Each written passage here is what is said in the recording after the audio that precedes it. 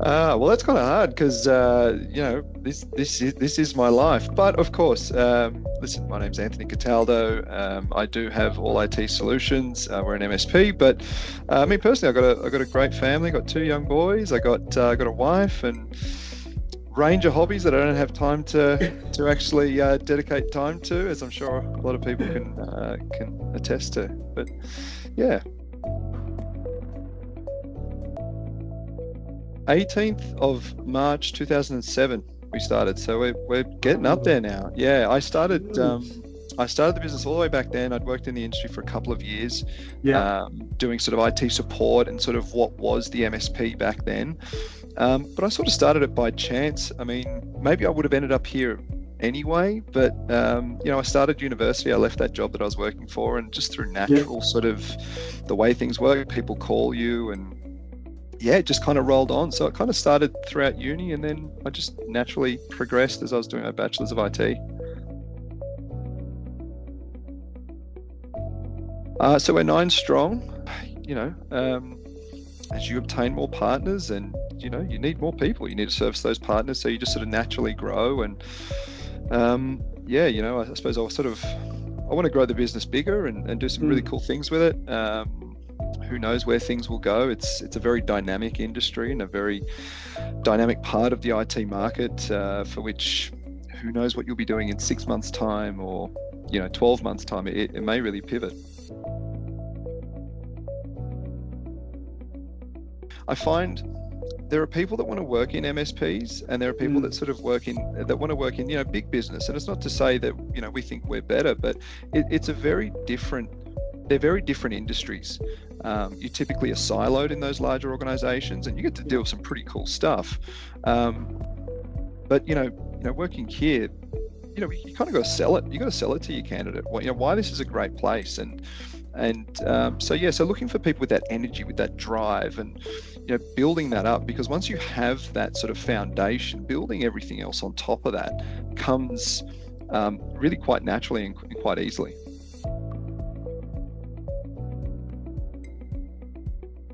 Yeah, it's hard. I've actually been very fortunate. We hired someone about a year ago who's been really good for the business. He's taken on a bit more of a leadership role and taken on a slightly more senior role, and it's been very self-led from that individual, which is great because they've really, they identify the areas in the business that go, I think we need this. I think we should be doing that, and it's really sensible stuff because as the owner, there's only one of you, right? I don't have business partners to share this load. So it's a lot. It is really a lot. And so that's why I think you just to reinforce that idea that you need good people around you.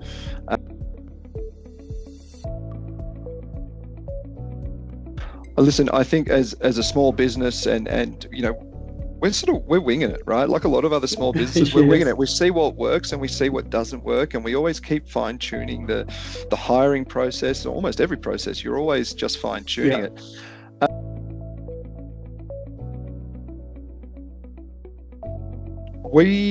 I'm still business development. I wear a lot of hats, but I mean, that's kind of my formal title in a lot of ways of what I do. So I'm sort of dealing with typically inbound sales, if that makes sense. We are looking to hire an outbound BDM at the moment. So we've still got another couple of employees to go with another tech alongside. What else am I doing? I mean, I suppose I'm looking at what are the next steps for us? How can we, the MSP space is a very dynamic space, as I said before. You've got to consistently be on top of all these things. So I like to take I'm very active, like hands-on techie. I do love the tech, and I'd probably say I love the tech just as much as I love the business side. And depending on the week, it switches. We can't stay stale and stagnant. So like, what's the next thing? How are we providing more value to our partners? What have we got to be doing to keep us relevant, to keep them secure, to keep them more efficient than they were yesterday?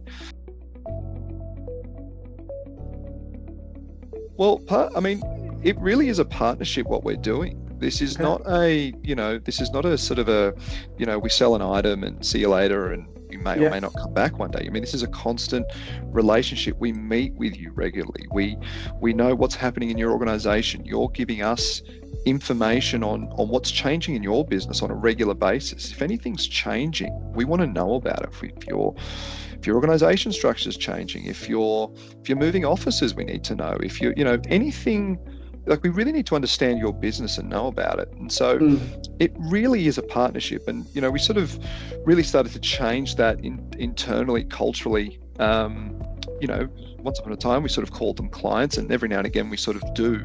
But otherwise, it is a proper partnership.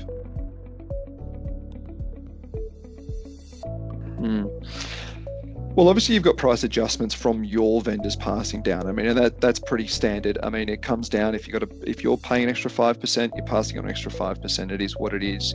With our partners, we have a standard yearly increase that gets put at the first of every year.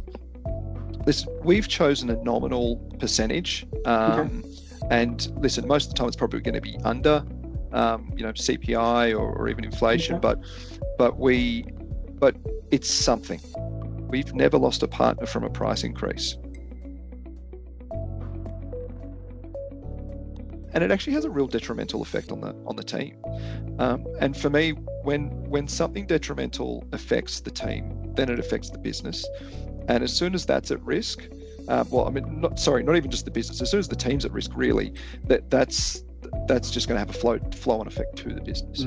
So we just, for lack of a better term, we cut it off at the head and just say, listen, it's just not working. We're just going to have to move on.